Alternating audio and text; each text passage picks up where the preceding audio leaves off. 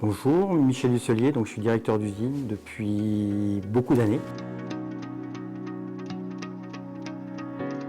Coca-Cola, qui est une entreprise donc, connue principalement par sa marque, puisqu'on est fabricant de lait chocolaté aussi bien en conditionnement canette que bouteille verre. C'est une marque Coca-Cola qui a 70 ans cette année. Nous sommes actuellement à Léognan depuis 2000, mise en service donc en 2000.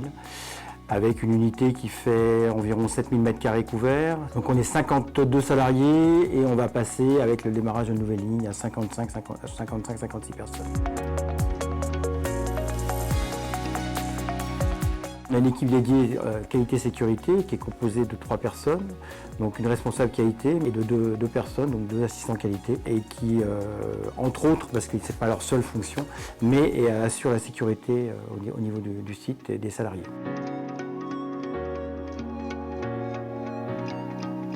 Donc les principales problématiques, comme on travaille sur du verre, c'est le bruit.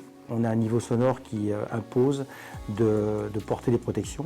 Et donc on a fait une étude de poste avec la HI pour justement catégoriser les postes et permettre un choix de protection auditive qui permet de couvrir l'ensemble des problématiques liées au bruit. Les autres risques, donc on a également tout ce qui est port de charge, puisqu'on manipule des sacs. Donc on a également fait une étude avec un ergonome de la HI pour analyser le poste principal qui est le poste de préparation au niveau des ports de charge, mais également sur ce même poste, l'analyse de l'air, on travaille des pulvérulents avec potentiellement des risques de pollution au niveau de l'air et donc au niveau respiratoire pour les salariés.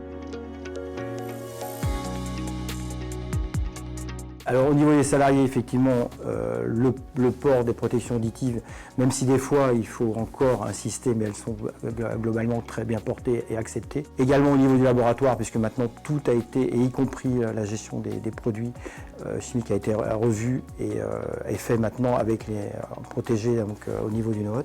Et au niveau des personnes donc, qui manipulent les sacs, ils ont maintenant et ils portent leur protection au niveau des masques en fonction des types de produits fabriqués. Sur nos productions, on a à 95%, on travaille sous une haute aspirante au niveau de la manipulation des sacs.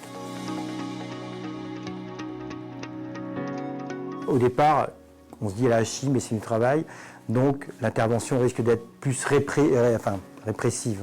C'est un peu le risque qu'on peut y voir. Et en réalité, on a eu, pour les 4 missions qui ont été menées par la HI, des personnes qui ont permis justement de nous amener à comprendre la problématique, de nous conseiller, de catégoriser. C'est vrai qu'à chaque fois, à chaque intervention, aussi bien au niveau de l'ergonome, pareil, nous avons eu des conseils et c'était tout à fait du constructif. Et ça a été, à chaque fois, on a pu trouver des dates, une grande souplesse pour l'intervention.